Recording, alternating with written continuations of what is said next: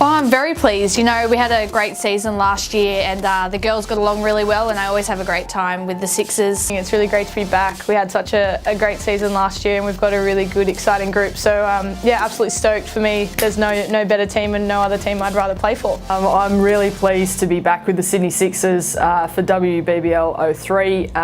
Really exciting WBBL 02, and I know that the third instalment of this competition is going to be an absolute cracker. Yeah, very pleased. After last year's victory, I think the team's got another level to go to, and it should be fairly exciting this year, so I can't wait to be a part of it. Open the bowling maybe with the ball, or get a few more wickets than last season, and then, you know, back it up in the field. I've been working on a few different little things with my bowling, and for me it's just about getting that consistency and being able to contribute more on the field. It's probably just to have as good a year with the ball as I did last year. It was obviously a fairly good year for me, so hopefully I can do that again. But hopefully get an opportunity with the bat as well, just to show what I can do and hopefully clear a few pickets.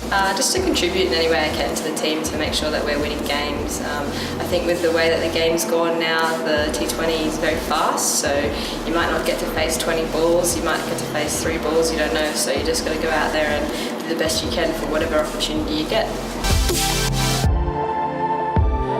I'm very confident that we're going to be one of the strongest teams in the competition. So, you know, having two new players, Lauren Cheadle and Erin Burns, coming over, we're going to have a very strong batting lineup and bowling lineup, so it's going to be a great season. I think it's almost easier when you're the one chasing the defending champions.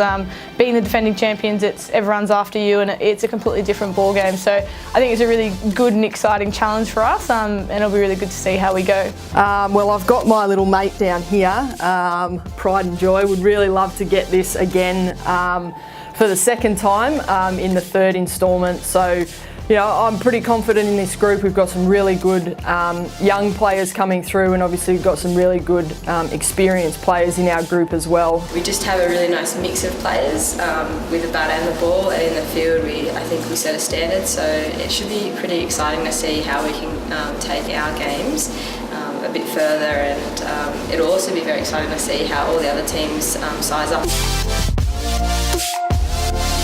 And I reckon little young gun Jodie Hicks, she's very quick in the outfield, and yeah, she's just always, you know, a bit cheeky in the change rooms and you know, at training and all that. So hopefully she'll play a few games. She's always great to be around in the team. I think Erin Burns will have a really good one. It'll be really exciting to see what she can do. She's one of the most dangerous players in the Big Bash, and it'll be really exciting to see what she does for the Sixers. I think the Sixers teammate to keep an eye on would be Ashley Gardner. I know she had a really good year last year, and she was one to keep an eye on last year as well, but I think this year she's going to have an even better year. I know that she's been working really hard on a game. Yeah, obviously Ash Gardner played very well recently in the Ashes series in the first game, so she'll be very exciting to watch.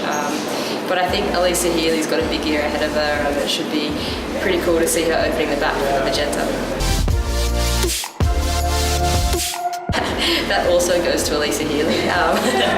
She's a bit of a pest, but also a great teammate to have. You know, Midge is, you know, always throwing around a bit of banter at training and in the game, so yeah, she's always at the top of the list there. Well, the obvious answer would be Elisa Healy, but I'm actually going to say Carly Leeson, mainly because she doesn't talk. It's like trying to get blood out of a stone, but also I don't know how she keeps her hair out when she bowls and it doesn't go in her face and she can see where the ball's going and if it's coming back at her. I don't know how she does it. It's amazing.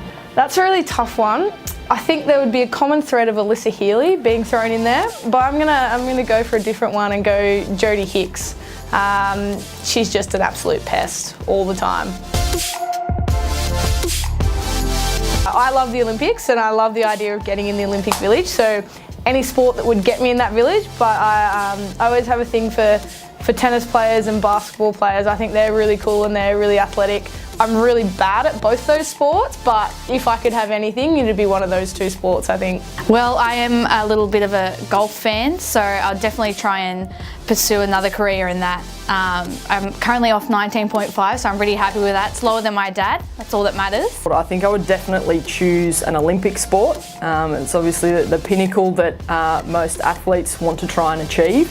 I would love to be a diver, but I think I'd be a little bit too scared and probably don't quite have the physique. So I'd probably go for something like weightlifting or rowing. I like rugby sevens, that's pretty cool. Yeah, soccer's pretty cool. That's a really tough one. I don't think I can answer that. I think right now playing cricket is probably the best sport to be in. So yeah, I'd just say I'd stick with cricket and try and play in the Australian team.